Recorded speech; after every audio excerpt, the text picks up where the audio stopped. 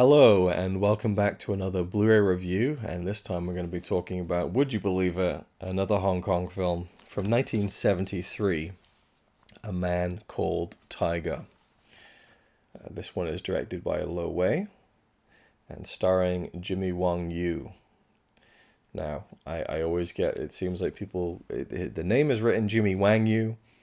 Some people say Jimmy Wang Yu, some people say Jimmy Wong Yu, but it seems like more people say Jimmy Wong Yu than Wang Yu, so Jimmy Wong Yu.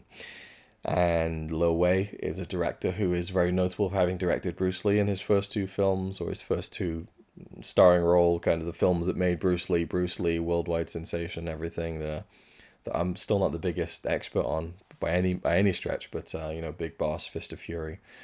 And so Lo Wei and Bruce were set to make another film, and Bruce left and went to make Way of the Dragon by himself. And so Jimmy Wong Yu stepped into the shoes of Bruce Lee. But it's interesting because there is also a film that was released by Eureka this year from 1974, directed by Lo Wei, which is Slaughter in San Francisco. And this is called Yellow-Faced Tiger. Now, apparently, Bruce Lee was working on a film with Lo Wei called Yellow-Faced Tiger, which then became A Man Called Tiger. And I don't know, I feel like this is the one, because it was made and released, I think, before Bruce Lee died. This one was made after Bruce Lee died and kind of technically part of the Bruceploitation cycle, the never-ending cycle of Bruceploitation. But either way, I feel like from what I've read, this one was kind of changed. We'll talk about it a little bit later on, I suppose. But either way, the shadow of Bruce Lee is cast over this film, as naturally it would, given the circumstances and the timing. But going into this one, I was looking forward to it because I quite like Jimmy Wong Yu from the things I've seen. And I didn't really know too much, of what to expect with this film either. He plays Jin Hu, or Chin Fu. So in the subtitles it says Jin Hu, but I feel like it's pronounced more Chin Fu. And then I believe in like the kind of the commentaries it's kind of Chin Fu. So I don't know, Jin Hu, Chin Fu. Let's just say Jimmy Wong Yu. I mean, that's the best way I can put it without, either I'll be wrong every single time or I'll be mostly right by just pronouncing his name as Jimmy Wong Yu. Anyway, this is a film that's a Hong Kong production, but it was set in and shot in entirely Kyoto, Japan. There's a very obviously Japanese flavor to this film, which is quite interesting. And he plays a guy who kind of seemingly rolls into town. At the very beginning of the film, he's kicking ass. He's like vigilante style. Whenever someone's kind of in trouble, he's there to kick ass and take names.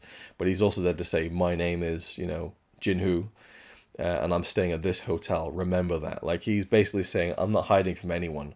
I want to cause trouble. It's just like, what the hell? Where's this going? And then he's sitting in the hotel bar. In comes this gang, and they're led by this kind of heavy, played by Han Ying-Chieh, and he has a great screen presence. This guy, I've seen him in a few other films. He's a very recognizable face, but he exudes a kind of like solidness, I think. And he was also the martial arts director on this film, and worked with Bruce Lee in I believe both Big Boss and Fist. I think he fights him in the end of Big Boss, actually. That's probably one of the places I recognize him from. But Jimmy Wong Yu walks up and kind of swings his dick around, like I'm the man. Cock wagging. That's not exactly how the dialogue goes, but anyway, so Han Ying-Chieh just like clouts him, knocks him out. Jimmy gets back up and just belts the guy, and proper takes him out, and just literally just like almost immediately assimilates himself into like the Yakuza and takes this guy's place. He takes the place of Han Ying-Chieh. So I really like his character because he's like, he comes in established into the hotel bar as this kind of a guy to be, not to be messed with. And Jimmy Wong Yu is just like, yeah, fuck that, knocks him out. Goes to his boss, and the boss is like, yeah, you can take over if you want, and then from then on in, Han Ying-Chieh has to be like, oh yes sir, but then you can see that it bothers him, and I like how they kept that running thread and paid it off later on down the line.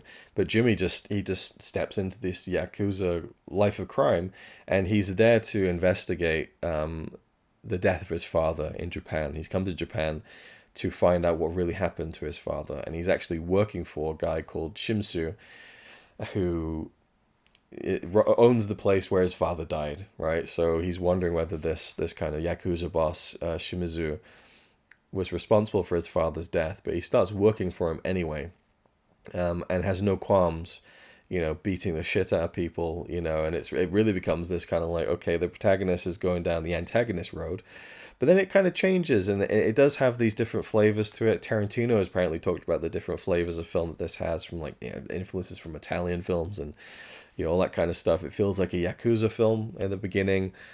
It feels like a James Bond film at times. Jimmy Wang Yu's very suave and debonair. Once he becomes a kind of a crime boss, he's got a different suit in every shot. He's very well dressed, very well put together. The women are all like falling over at his feet, and he's very stoic and tough and, Connery-esque almost. And then like the third act of the film is like a gambling movie, and that almost calls to mind for me some of the Zatoichi films and stuff. But anyway, there's just lots of things that this film reminds me of. But I absolutely loved it. Oh my God. I was not expecting to love this film.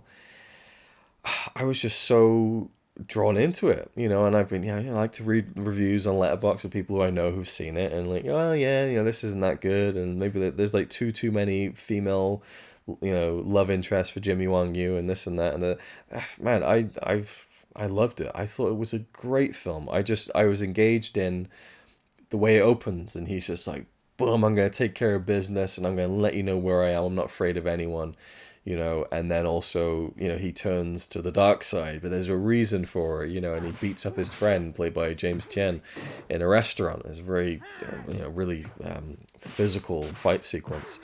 And then later on, they meet in a cemetery, and he explains to him, like, I'm doing this to find out what happened to my father. Will you help me? So now he is virtuous, and he's doing the wrong things in service of the bigger right thing and the bigger picture. So he's a great kind of anti-hero in that he doesn't really treat people very well, but you can kind of understand why he's doing what he's doing. So he's a good character in that respect, I think. But I almost feel like he could have been an amazing character if he went even deeper. I think you could have gone deeper with that character, but I don't know whether Jimmy Wang Yu's acting chops would support that very much. So for me, the main female character, because there's a woman who runs the hotel that he stays at.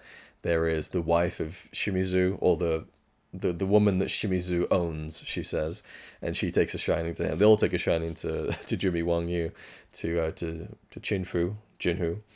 I wish these things were more clear, and you find this a lot in these films. Both the actors and the characters will have like two different names. And so in the subtitles, it'll be one thing. In the booklet on the Blu-ray, it'll be something else. In the commentaries, they'll be pronouncing it differently. So it's just a bit of a head fuck for me. But it just feels like it's going to be laborious to say Jimmy Wang Yu every time. So Jimmy, will stick with that maybe, I guess, moving forward. So, and then there's another woman as well who's interested in him. And so it does get a bit thick with that. But the main female character for me, we meet right at the beginning, singing in the hotel bar. And although oddly not the hotel that he's staying at, but either way, maybe it is just a bar. I'm not sure actually, but either way, there's a woman singing with a guitar, played by Kawaii Okada. Kawaii is a word most people should probably know, but I think that's a stage name. Maybe it's not. I'm not sure, but it means cute. I think there's another meaning for it as well. But anyway, so she plays Ayako. I love her character. I really did. I think that. I'm a dude, she's beautiful, she's pretty to look at, but there is this wonderful innocence to her, but also like a willingness to be loyal. She's trusting, as maybe Grand Moff Tarkin would say, you're far too trusting. She really trusts Jimmy and does whatever she can for him, and I just really like that because she just feels like a pure-hearted character, and she's looking for her father. So it is a film that deals with kind of almost the sins of the fathers in a way, or the mystery of what happened to one's father, and the desire, that you have to follow to the very end to find out what happened. And so she's going around Japan with a big necklace of him on her, like a picture of him, asking people, have you seen this man? And she's singing to kind of keep herself going with her mother. So she has like a really rich story, I think, and he has one too. And so you put those two together. They kind of separate as the film goes on, but she comes back again towards the end, which I liked. But I just thought she was a really good character, and also towards the end, because for the most part in the film, she's singing songs, playing the guitar and stuff, and she's very smiley and optimistic about things, and really trying to do her best. But towards the end, she goes through some more emotional stuff, and I think she nails that. She really captures the emotions that someone would go through in that situation. I think she did a great job. In my opinion, probably the best performance of the film. But I also really like Kuro Mitsuo as Shimizu. I think he did great, especially in the final fight. He really had a physical presence to him, and it made for a great kind of final showdown and stuff. James Tien as Liu, he's good, and they talk about how he's always playing second fiddle, unfortunately, because he was supposed to be the lead in Fist of Fury, not Fist the Big Boss, the first big Bruce Lee film, and then they kind of changed their minds on the fly. Apparently, I'd never heard this story, and it's probably like the most basic behind the scenes story to know. But James Tien was meant to be the lead, and then I guess they realized Bruce Lee was the man. They're like, sorry, James. And in this case, he's he's kind of sidelined, and this was of course kind of meant to be a Bruce Lee film, kind of not. There's kind of spurious information about that, but Lo Wei was going to make a film that kind of had a similarly kind of Bruce Lee-esque character at the front. And I could see Bruce Lee in this film. In the audio commentary with Mike Leader and Anna Venema, they talk about, I think it is those two guys talking about, would this work as a Bruce Lee film? And Anna says, no, it wouldn't. I think it would. I think it would. Maybe Jimmy's character goes through more physical hardship than you ever see Bruce Lee go through. Maybe I can concede that, but I could totally see him being this. Maybe Jimmy has more of a harder edge than Bruce, in terms of the personality, not the physical technique. Absolutely, you can tell that Jimmy Wang Yu is not the martial artist that Bruce Lee was, and some of his kicks are not the most convincing in the world. But there is a rough and ready style to the fighting that I like. There's just proper brawls and stuff. There's a great sequence where he's being chased by a motorbike gang, and like he's like jumping and dodging in between like real fast moving bikes. It was some really like thrilling footage, I thought. Some of the final fight stuff is really great.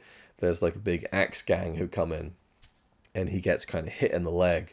And again, to use a wrestling term, I keep going back to this, but he really sells the leg, like he really makes you believe that the leg is hurt. And oftentimes you see your hero get hurt and they don't really sell the injury or whatever, but he's like running around like proper dragging his leg, screaming. I thought that was brilliant, like such a nice touch. And there's a fight sequence in a warehouse in the middle, with him against a lot of the guys he's working with, and kind of a bit of a mutiny led by Han Ying-Chieh.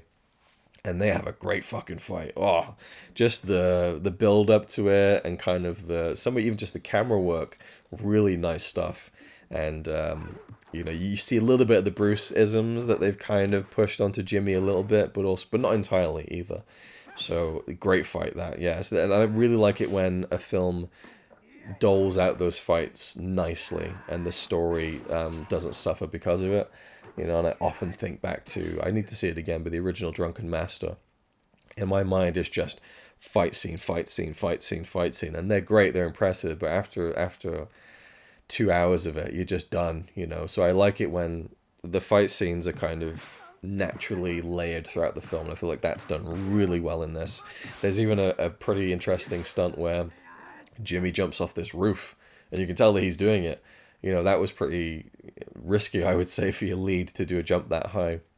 And then there's a sequence with the cable car, which seemed very guerrilla style. Like there's a shot of them hanging off this fight. It doesn't look like there's any protection going on there. I'm like, holy shit. And it's so quick that it makes you believe they kind of grabbed what they could and got the fuck out. There was no like coverage or anything.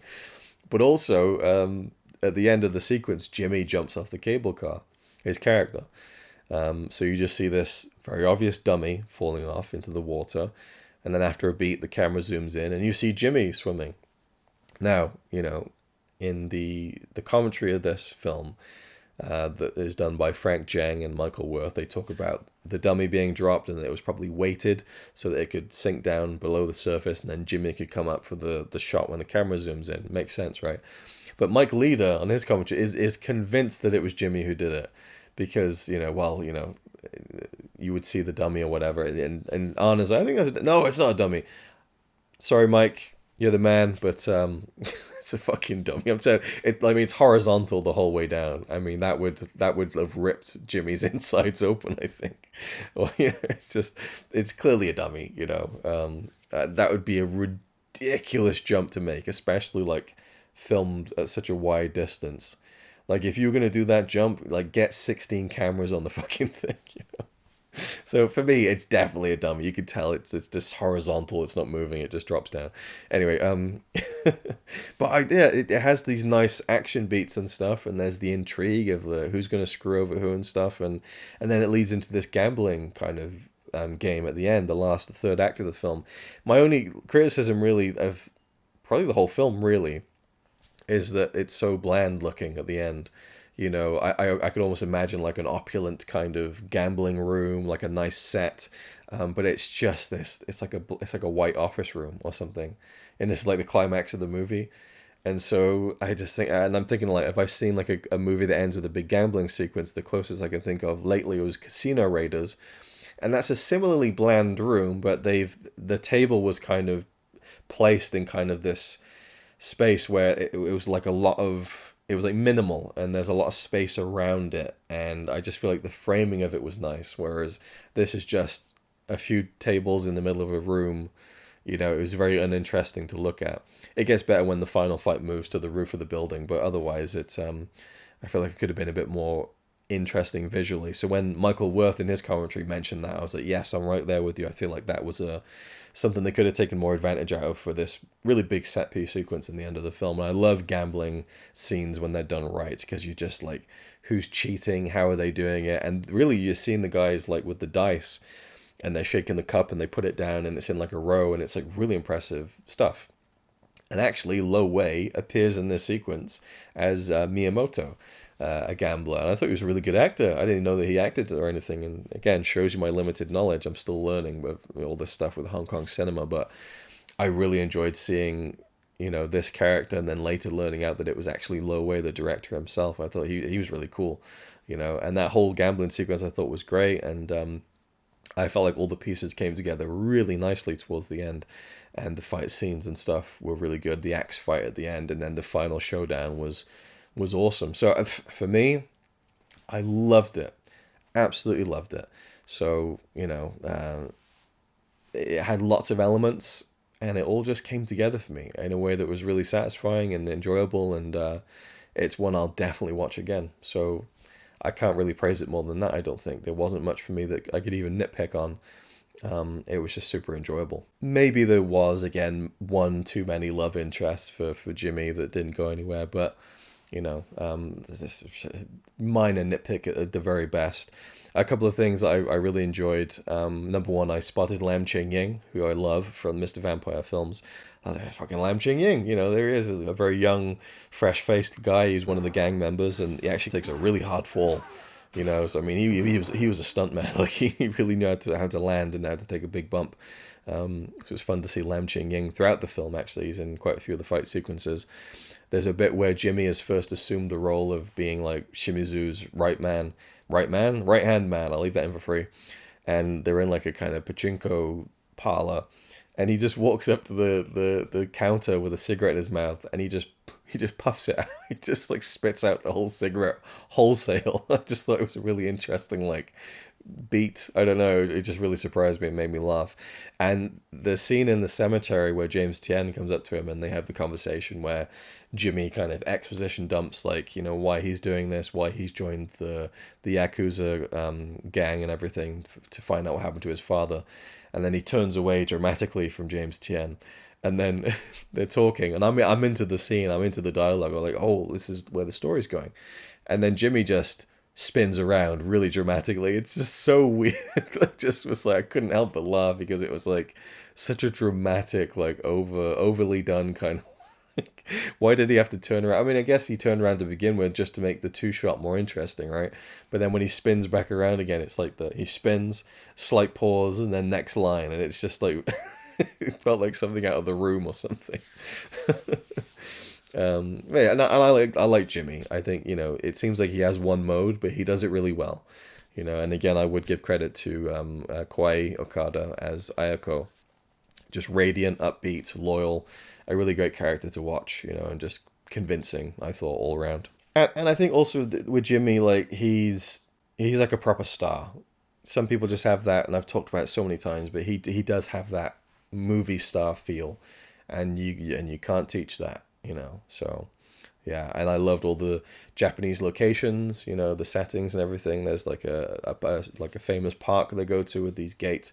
It's very very well shot film. Likes to see all the neon and everything.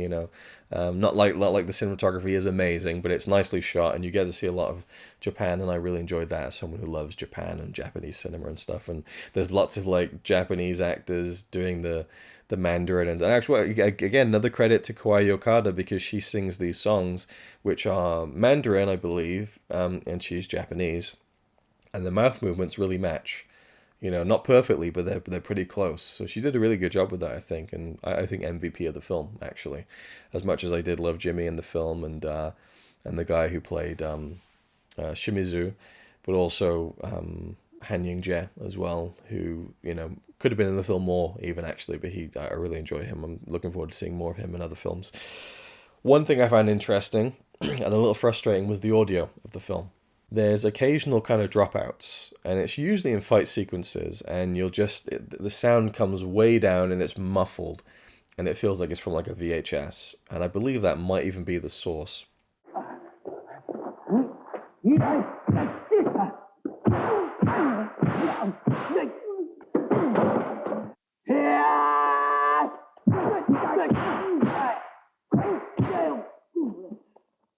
And I just thought it was kind of frustrating. And I would switch, and afterwards I went back to those scenes and I switched over to the English track, and the audio was fine.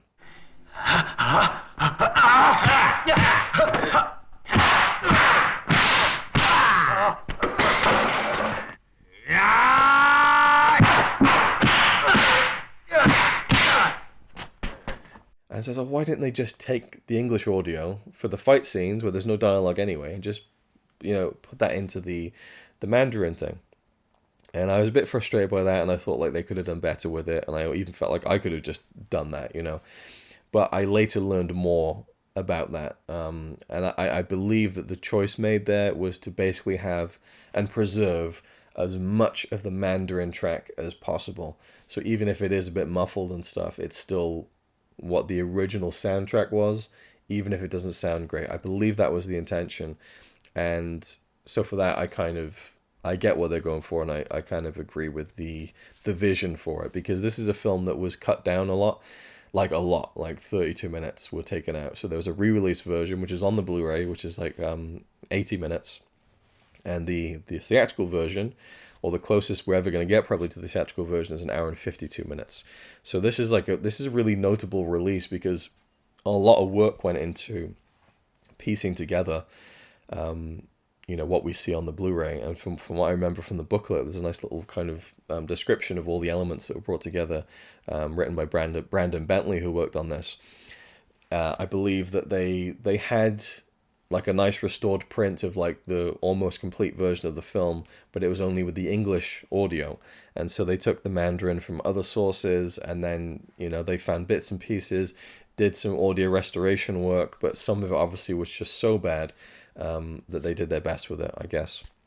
And really it's only during, like, for me, from what I remember, is fight sequences, and it's not a huge detractor to the film, but I did notice it, and it did bother me a little bit, and some of the audio levels seem to jump up and down a bit for my liking. So not perfect, but afterwards, upon reading how much work really went into this, 'cause I really didn't think it was anywhere near as extensive, even down to the opening credits, which were not present, or I believe it was English titles, and they got a textless version from Fortune Star, maybe.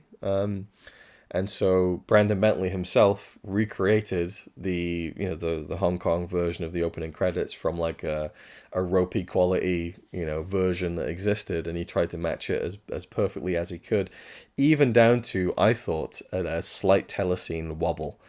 So for anyone who might not know this, with the telescene process of converting film to tape and all that kind of stuff, sometimes there is a wobble effect, and you'll see it on most films that were shot on film.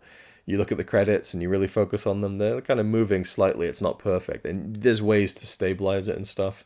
Some like anime films are like they got really bad telescene wobble, and they haven't corrected it or kind of smooth, made it more, use digital technology to remove it or whatever, and just keep it all smooth and steady. Which is, of course, and there's a whole thing there, and I don't know everything about it, but I just thought, I didn't even notice it when I first watched the film. It just seemed like the original credits to me, which I guess is hopefully the best compliment. But when I read afterwards that Brandon Bentley had recreated the opening titles and tried to match them perfectly, I looked at them and I was like, has he added like a little artificial wobble there to make it seem like it's like a telescene, transfer? And so I did send him a message. I've never spoken to him before, and he did confirm. He added an ever so slight wobble to the text, and it works like a treat. Like it seems authentic to the time period. So he did a fucking great job with that. And again, just seeing how much work went into this, was really interesting. I watched some of the cut down version, the re-release 80-minute cut, and the whole opening sequence of him like kind of being a vigilante, fighting people in the streets and stuff, which is really fun, and the music and everything, and the credits.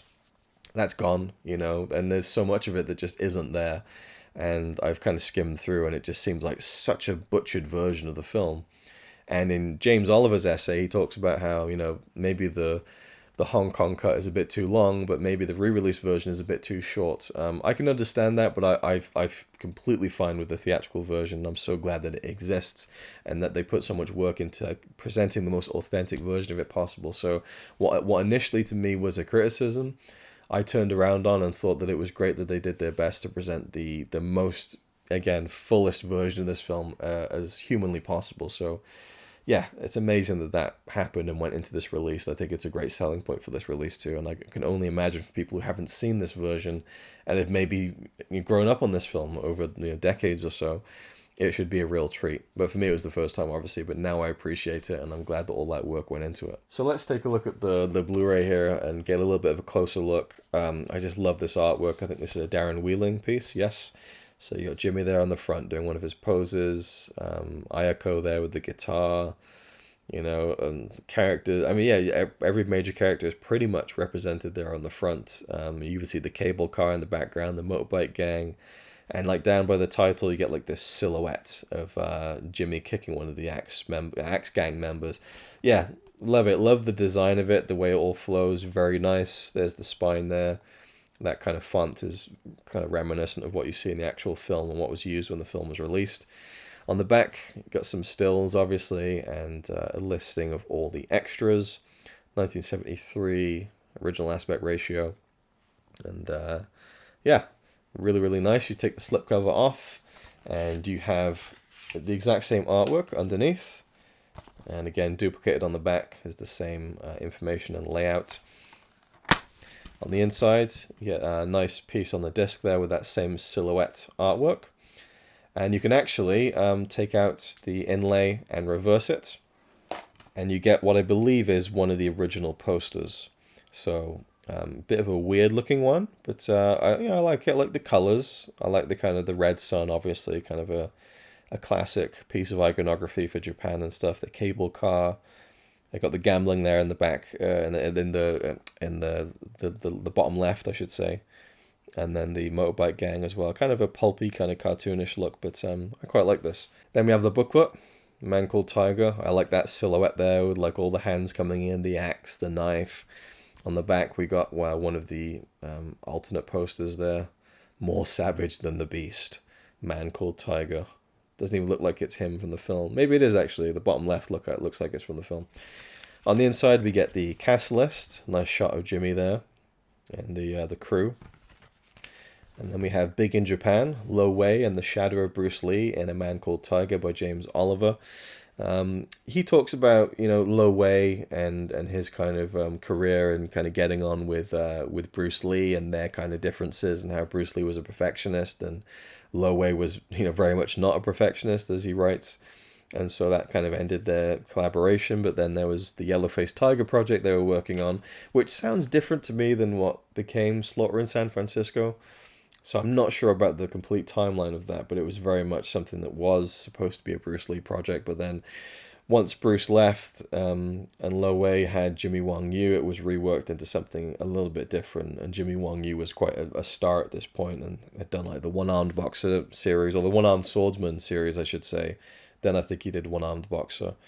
I'm not too kind of up to snuff on all my Jimmy Wong Yu kind of filmography, but he was a star by that point and had done kind of some big films. And he stepped into this role, obviously. Talks a bit about Jimmy Wong Yu and how he could be difficult and kind of, short tempered and stuff, difficult to work with. But also talks about the way that Japan is presented in the film and how Hong Kong would traditionally treat Japanese characters as like villains and bad people, and there's that tension between China and Japan and stuff. But this one is weirdly tolerant, and even someone like Jimmy, a Chinese man joining the Yakuza gang, is treated fairly welcomingly and without too much fuss. And so it is kind of notable in that sense that the way Japan is presented in this film is in a fairly good light, which is not typical of the time period, I guess. And then he talks a little bit more about, just some of the more impressive sequences of the film, including the cable car. And we get some posters as well and some nice images. This one feels like it has a bit more posters than you normally get in these booklets, which is nice. And then we do have, as I mentioned, notes on the reconstruction of the first release cuts of A Man Called Tiger. Now, I don't believe it. Again, there is believed to be a couple more sequences out there which they haven't found. But this is pretty much the closest you're going to get. And he goes into all the details here. I won't kind of go over everything. You can read it for yourself if you want to get this. But it's very interesting. It was a Taiwanese cut, which is where they got the he matched the Chinese credits for this version of the film on the Blu-ray. So again, it's a very a curated version of the film that attempts to get closer to the original version, which I think is really commendable. And a couple more posters and images there on the inside, which is nice. And your usual viewing notes and release credits. Very cool. So let's talk about the on-disc extras and some more of my thoughts on this. Oh, there's also a poster. I forgot about this. Yes, so this actually comes with a double-sided poster. I will attempt to unfold it for you in a cutaway shot. So we have the Darren Wheeling piece, which is very cool. I'm a little bit hit and miss sometimes with Darren Wheeling, I will say, but this one is one of his better ones, I think. This one's really cool. Yeah, and it's great to see all the details up close in person as well. Like, I didn't even notice that James Tien's mouth is kind of bleeding there up close. And then you got Lo Wei with the walkie-talkie there. Very cool. It would have been nice to see Han Ying-Chieh on this, actually. But otherwise, this is, it's great. And then you have that same, I believe, original poster there on the other side that is on the reverse of the Blu-ray. Very cool. It's always nice when they include a poster. I don't think I would ever put it up or anything. Maybe if it was a film I absolutely loved and it was like a favorite of all time, I might put it up or frame it, but when they've been folded, they don't look the best, I guess. But I love that they included it. I think that's awesome. It's like a nice added bonus that they don't always do. So very, very cool. So the on-disc extras. We have two commentaries, as I've already alluded to. One with Frank Jang and Michael Worth. Great commentary. I loved this one. I feel like Michael brings out the best in Frank. I mean, Frank is great anyway. If he's really if he's got a lot to say about a subject, there's almost no one better. Like, because he's really great at just delivering all this information. But I feel like his commentaries are more enjoyable when he's a little bit looser, and that happens when Michael Worth is there, and he brings some levity to it. And Michael has his own kind of perspective too, in terms of like filmmaking, stunt work, fight styles and stuff, and he gets really geeky about that stuff, which is really fun to listen to. So he's telling me things, as a listener, that I find interesting, but in a way that his passion really comes through, and I find it more enjoyable that way. So yeah, this is really, really fun. And there were some funny moments, actually. They're talking about, there's a moment of brief nudity in the film. and Frank is like, oh yeah, what coming up is a nice little breast shot. And you just hear Michael going, breast shot. In fact, I'll throw a clip in so you can hear it for yourself. Kasahara Reiko here, she was the only female character in this film who appeared nude. That's right. We do get You do get a nice little, breast shot of her later on. Nice little pressure. Yeah. It's I don't know, it made me laugh, and then it just keeps going. And Frank is like, well, why is this woman kind of getting her boobs out when the landlady is much more slutty looking? Jesus Christ. You would think that Minakata Little Yuko, breast. the landlady, who's a more slutty looking, I mean, Yeah, she's a more portrayed, but yeah. portrayed, the more slutty portrayed. You would think she's the one that's going to take off her Top. No, not top. I'm trying to think the Japanese thing. Kimono. Thank you. Yeah. Okay. And then it comes up and he's like, oh, here come the boobs. Real boobs, magazine boobs. Here comes the boobs. Here comes the All boobs. over the place. Yeah. Magazine with boobs, real boobs. Yeah. Smoking boobs and smoking boobs. Maybe Michael brought too much levity to the track. Frank had too much license to talk about the breasts of this particular actress. He also marvels again at Jimmy wearing a different suit in every scene. He's like, oh, another new suit. And also, like, he always notices when the back of Jimmy's hair sticking up, and come on, Jimmy, sort it out, get a comb. I really enjoyed it. Lots of great information, and it's really amazing that for me both tracks had lots of different information. Sometimes when you pair up Mike and Anna and then a Frank track, there's a lot of overlap, understandably, but there is far different perspectives, which I really like, and different feels and tones and cadences to their tracks. So I really love that I love all three of those guys, and Michael Worth. I'm really starting to enjoy a lot of his contributions to Frank's tracks as well, and they work together and they're friendly, so it just comes across and it's really enjoyable. But it is, in this one in particular, it felt like there was a lot of different information, which was fantastic. And I love Mike and Anna's tracks, I'm already in the bag for those, and this one was another fun and informative one. More choreography and stunt kind of analysis from Mike in terms of, Ying-Chieh's kind of influence on Jimmy, and how they're trying to mold him in the kind of shape of Bruce a little bit, but also in different styles, and that stuff was all interesting to me. And Anna, as always, is geeking out over Japanese stuff and has lots of Japanese context for things, like even just going off about the motorbike gang culture and things. So great stuff there as well, I think. But yeah, and a really interesting thing, which is really emblematic of the differences, is the dice game at the end. Frank and Michael had no idea what that game was or what the rules were, and they talk about that. And for Frank, it's like, well, it's not very clear. Michael's like, I like that I don't know what it is. It's more interesting that way. But then Mike Leader he knew what the game was, knew what it was called, and was able to succinctly describe the rules of it very quickly. So that was great. So it was just nice that you get kind of, it's almost a balance there, kind of writing itself as you listen to both tracks. There's a funny bit where Mike was talking about like wood paneled cabinets in hotels. Like, oh, you still got those those pine paneled, cabinets or whatever. And Anna just goes, yeah, anyway, something that's more interesting than that. But yeah, hotels in Hong Kong used to have those terrible pine bedside cabinets that control the radio, the TV, and the lighting. Yeah, something that's more interesting, though, is our actress who is sitting on the bed. She is Reiko Kashiharo. And it's not very often that Anna gets to kind of get a dig in on Mike, I feel like. So it's kind of, a nice little moment there. Stellar tracks all round, I thought.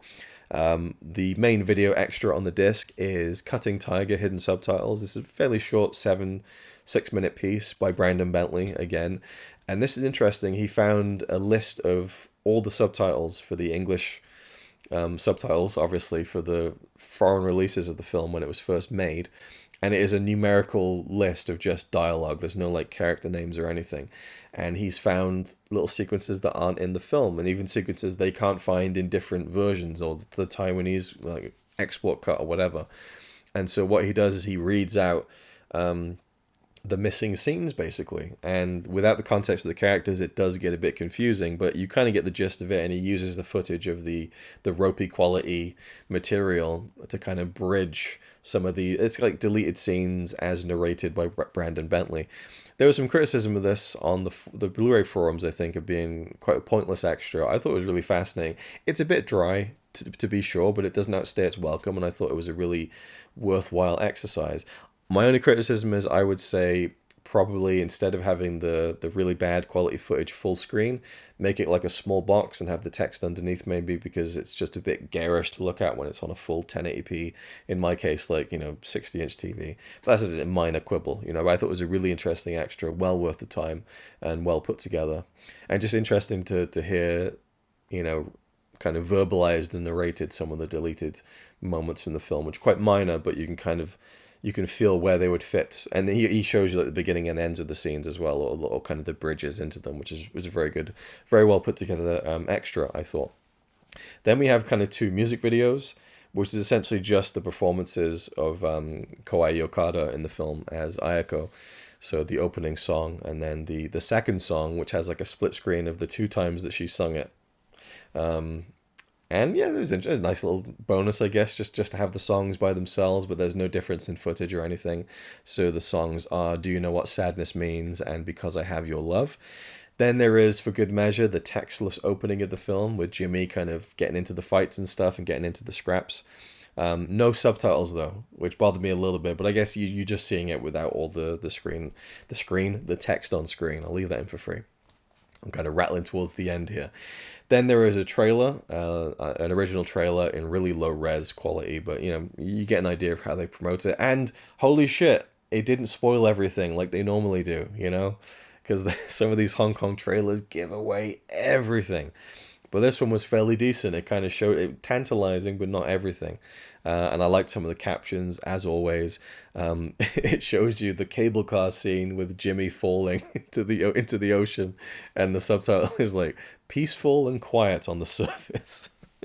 And then like it shows you the big fight at the end. Wang Yu attacked 7 times. Felt like Alan Partridge should be narrating that. Attacked 7 times. But it didn't give away too much, like I said, and it just reminded me how brutal that final fight scene was with Jimmy and the axe, and yeah, so yeah, good stuff. And I believe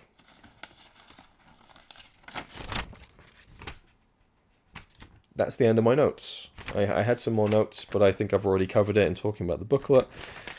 So we're done, and my battery is on 3%, so I'm very much glad about that, and I hoped I could do this in about 20 minutes, but hey, it's me. I loved A Man Called Tiger. Great stuff. I'd highly recommend it, if it isn't obvious already. Really surprised me, and hopefully I'll see some more Jimmy Wang Yu. And Lo Wei films, they talk about Lo Wei as like he's not a very amazing director, a bit of a journeyman, and very much a serviceable director. He gets the studio what they want in a timely fashion, but he maybe isn't the most kind of steadfast, attention to detail kind of director. And they talk about, in the commentary, what if Jimmy Wang Yu had directed this, but it would have looked much different and stuff. And there's some great flourishes in there, some great moments. I'm not going to go into anything else because I'm exhausting it by now, but absolutely loved it. Great stuff. Thank you for watching. Hope you enjoyed.